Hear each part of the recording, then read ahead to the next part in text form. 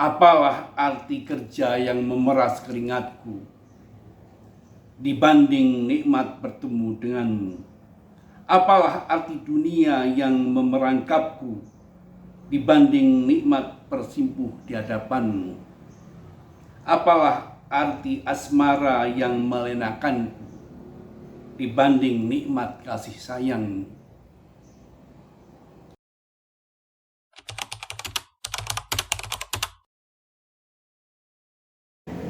Ya, ini sebenarnya kan pengembangan dari kasidah-kasidah ya. Di dalam buku itu ada judulnya, ada Kasidah Pencarian. Itu salah satu puisi dalam buku ini, Kasidah Pencarian. Dan sebenarnya kasidah itu kan nyanyian ya, nyanyian kasidah. Ya. Kalau kasidah pencarian itu ya dia mencari jati diri, ya, mencari hakikat Tuhan. Ya, dan ketika merangkum semua kasidah, jadi buku ini saya beri judul Kasidah 1000 Purnama karena kalau kasidah 1000 bulan itu kan sudah ada ya, 1000 bulan sudah ada. Ya, kalau 1000 purnama kan nggak ada.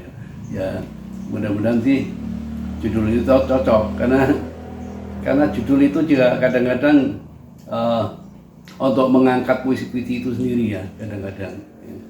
Mudah-mudahan sih pas.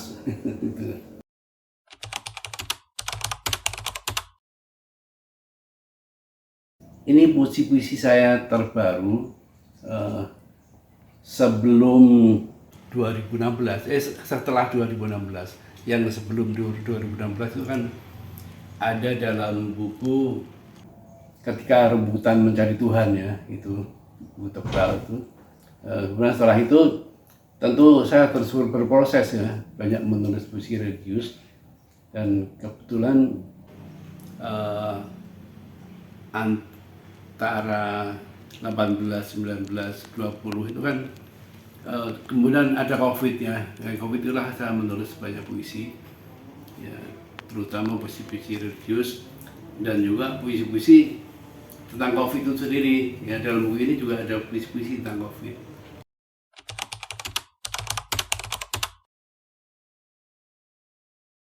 Ya karena temanya memang religius, substansinya religius. Jadi puisi religius itu kan setahu saya itu puisi yang berbicara, yang mengungkapkan kesetiaan kita pada hati nurani. Ya, ini puisi ini termasuk mudah-mudahan ya ungkapan kesetiaan pada hati nurani dan juga ketaatan pada Tuhan yang Maha Agung ya. Ya, ini kita menggambarkan ketaatan, kesetiaan dan sebagainya, dan tentu juga mengagungkan Tuhan ya dalam puisi ini. Misalnya di sini ada puisi kereta adzan ya, ada puisi kereta adzan, ada puisi aku kembali padamu dan sebagainya. Dan itu puisi-puisi yang menurut saya sih sangat religius ya.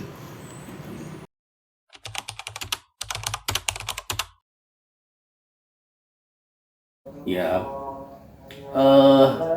religiusitas itu kan bisa secara langsung sufistik juga itu ya, sufistik karena sufistik, puisi yang sufistik yaitu puisi yang mengangkat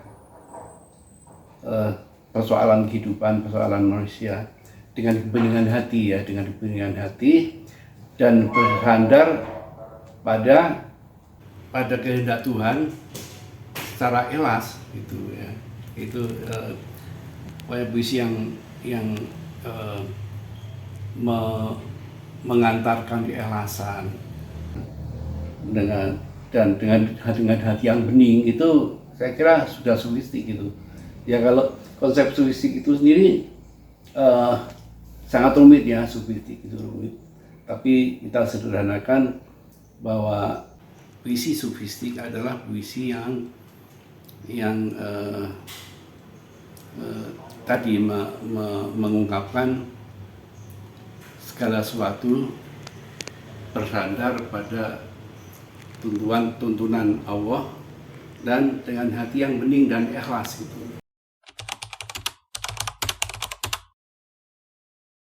Ya tidak terikat pada bahasa Arab ya, karena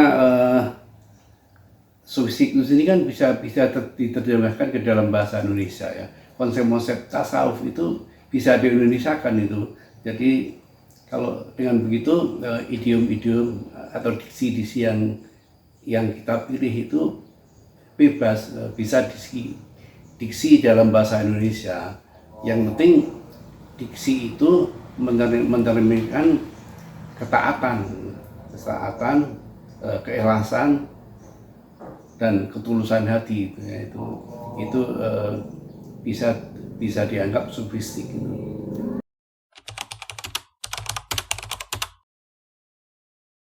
Ya, karena saya lihat tidak banyak ya di antara kawan-kawan yang tekun pada religiusitas ya.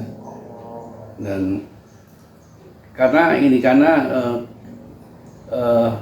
kita lihat puisi-puisi religius itu cenderung ditolak oleh kritikus yang bersandar pada teori kritik barat gitu ya. Ya itu kan ditolak. Seperti puisi saya ini jarang diperhitungkan di kalangan kritikus yang sekuler itu ya. Ya tapi saya tetap saja menulis puisi religius karena religiusitas itu sudah menjadi panggilan hati sejak saya menulis puisi ya. Bagaimanapun puisi religius tetap saya tulis meskipun tidak dilihat oleh para kritisi, para pengamat yang sekuler ya. Biarkan dia melihat ya.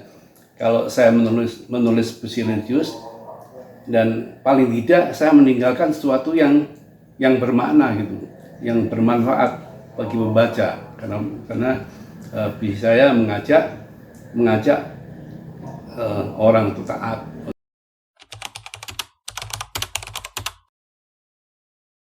Ya, syair itu kan yang rasa sendiri ya. Puisi religius itu lebih luas tentu. Ada yang ngeranya syair, ada yang ngeranya puisi ya. Tapi saya kan tidak menulis syair, menulis puisi religius ya.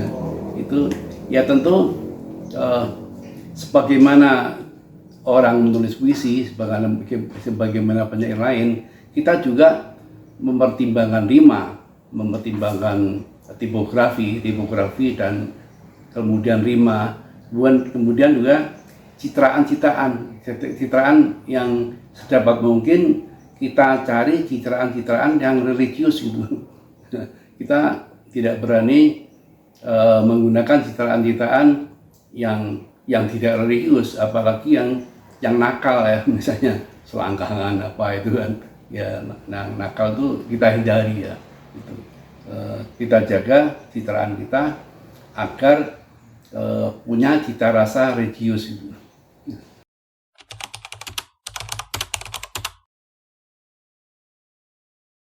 Ya sebenarnya itu soal pilihan ya.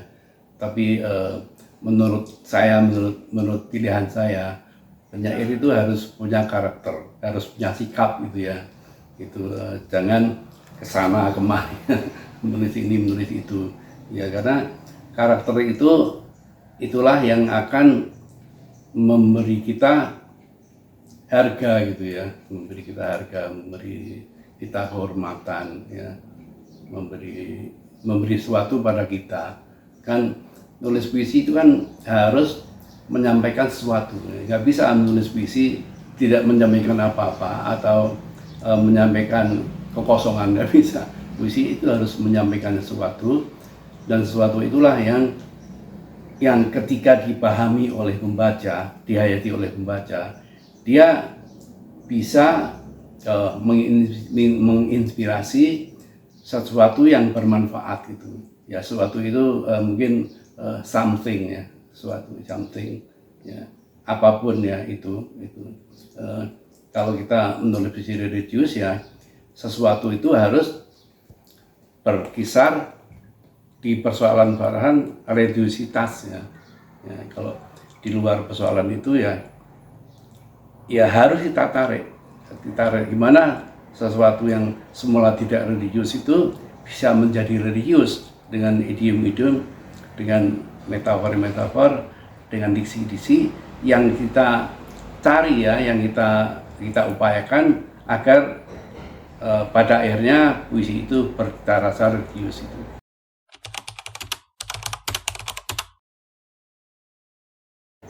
Ya, secara umum ya soal religiusitas ya, secara khusus ya, saya menyampaikan pada tiap puisi itu ada sesuatu yang saya sampaikan. Misalnya ada puisi judulnya Kereta Adzan misalnya, itu sebenarnya merupakan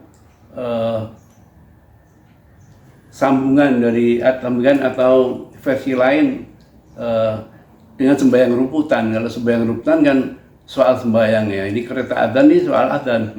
Itu adzan. Nah, dimana kalau kita cermati itu ya mudah-mudahan bisa dicermati. Kalau orang mengabaikan suara adzan itu ya dia pada akhirnya akan mengabaikan sholat juga ya, ya gitu. Terus kemudian juga ada ini puisi yang ini secara khusus ini ingin saya sampaikan kepada pembaca bahwa bagaimanapun kita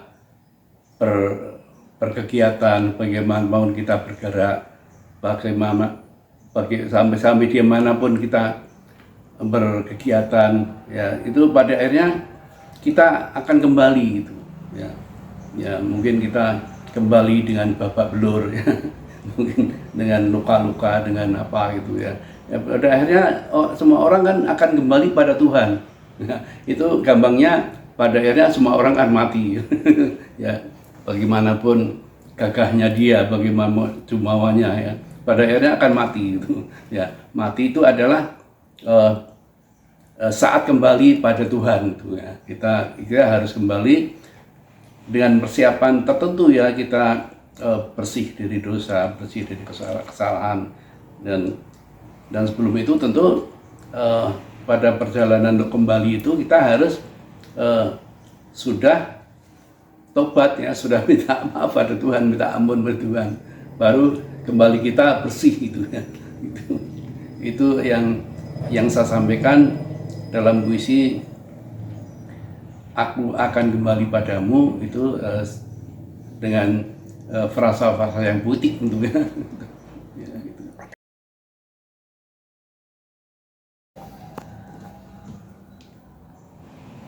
Aku pasti kembali padamu.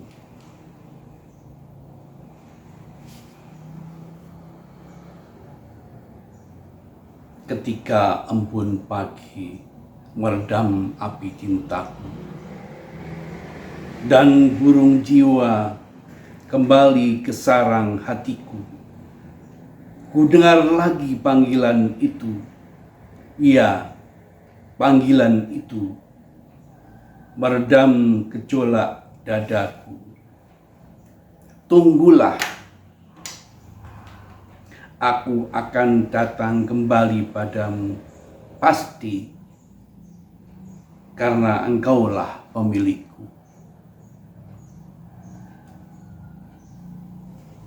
Aku akan datang padamu dengan segenap luka, dengan selingkuh dan hianat yang sia-sia.